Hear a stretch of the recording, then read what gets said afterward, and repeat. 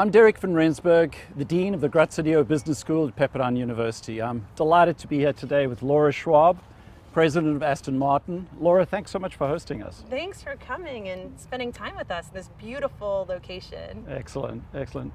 At Pepperdine, we focus on high quality, high touch educational experience. But Aston Martin, what an iconic brand. Tell us a little bit about brand and the role of quality in your business. Yeah, well, it's interesting that you say that. You know, we're 107 years old and we hand make all of our vehicles. So most automobiles sort of go through a factory process. There's a lot of machines involved.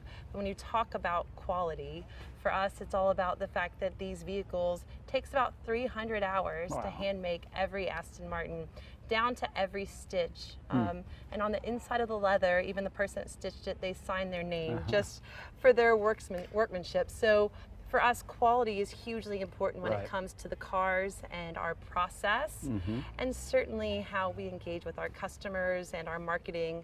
And as far as brands go, well, I don't think there's a better brand in the world than, all you have to do is say the words Aston Martin and people smile just like you're doing right now. Excellent, excellent. Thanks, Laura.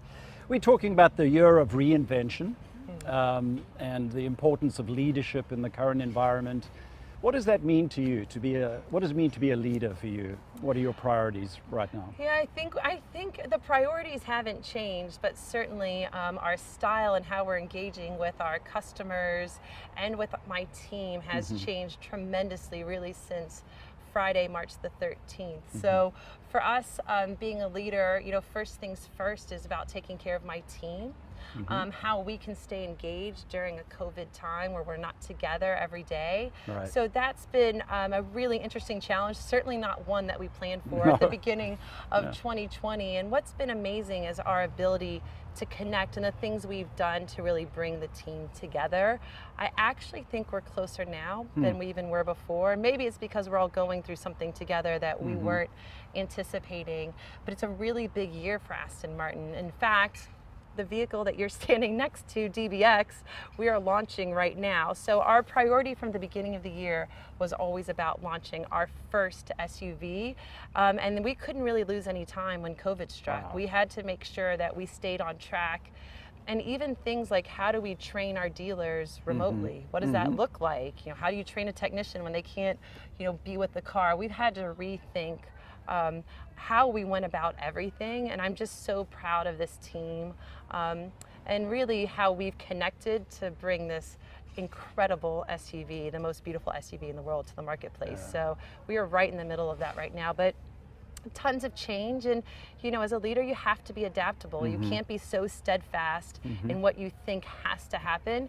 You have to be able to take what's coming your way, and to this is flex not and pivot. Oh, absolutely. And certainly this was not, I didn't think, you know, that how I'd be engaging with my team would be on Zoom calls every day.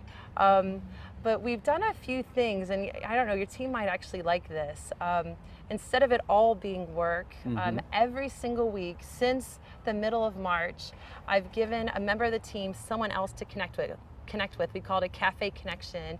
They are not allowed to talk about work unless they're desperate randomly assigned to each other? Randomly assigned, and it's really brought the team together because they're actually having personal engagement with people that maybe they didn't actually talk to on a daily basis. So I think it's really brought the team together, and certainly we have a common purpose to launch the SUV, and obviously, you know, everything else we're doing with the rest of the sports cars. So yeah, we're busy. Okay, we're very busy. Excellent, excellent.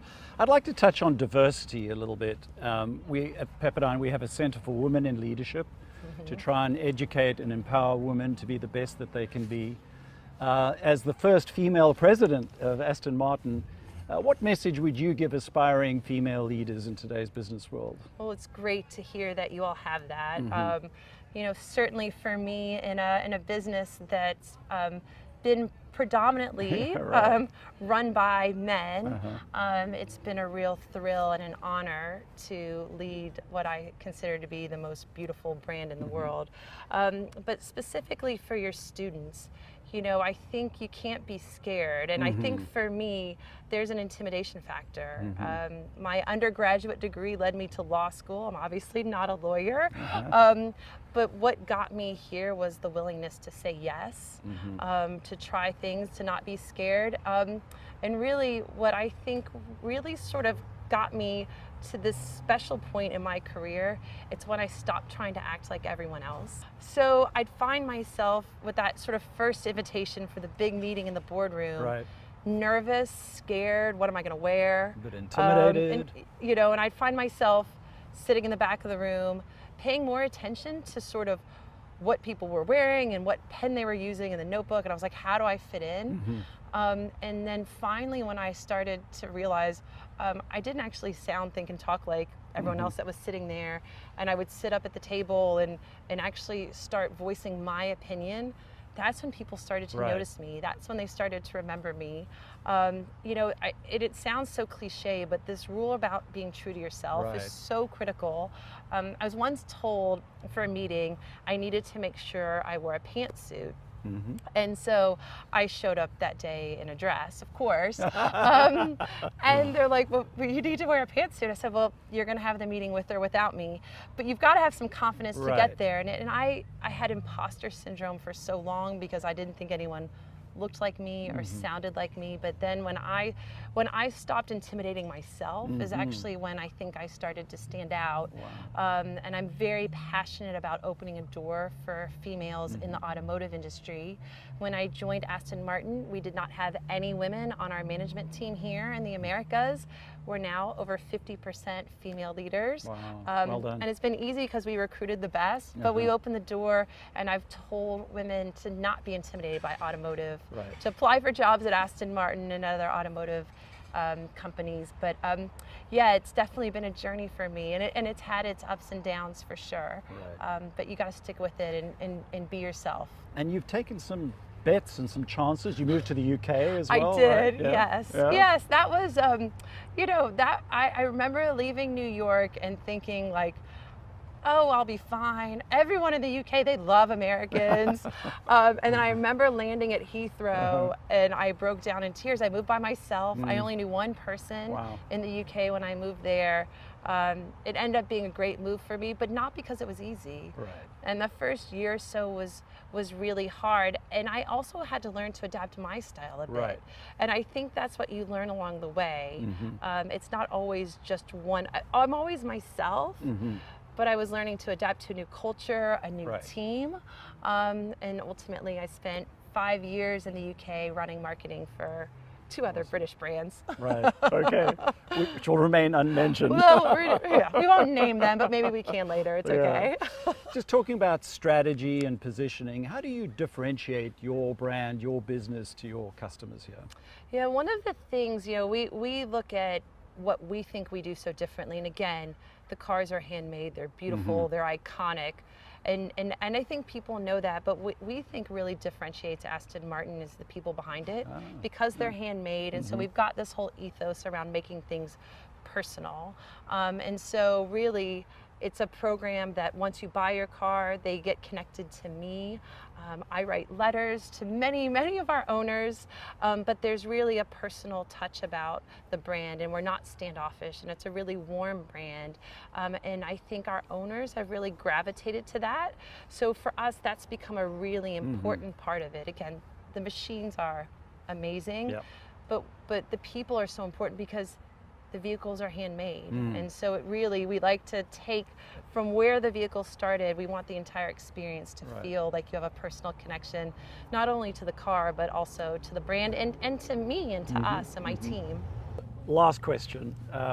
We've got thousands of students and prospective students who'll be participating in Reinvention.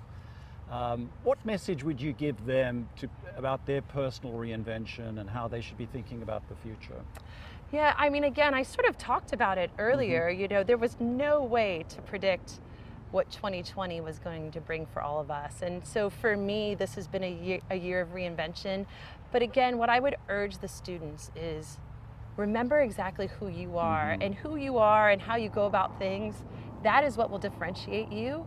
So you can reinvent some of the ways that you go about doing things, but don't lose Right. the core of, That's of great. what makes you who you are. And I've tried not to along the way, and I guess it's served me okay. But yeah, I beg the students, to not try to conform, but we always have to adapt and change, and certainly we've all learned that with Right. what's happened in the year 2020. So Right. I ask the students to stay positive. Okay.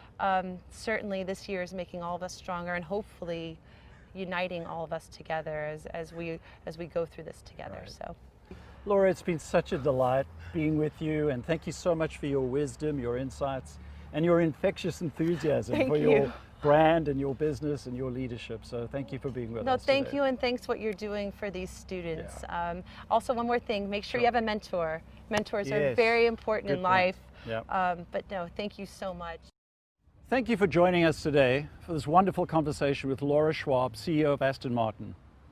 I have one final message to share, and it's a really important one. We're excited to award 4 $20,000 scholarships to lucky conference attendees to get you started on your career. Whether you're just starting out or you're a C-suite executive already, we have a program that can be designed to your educational needs and your career needs.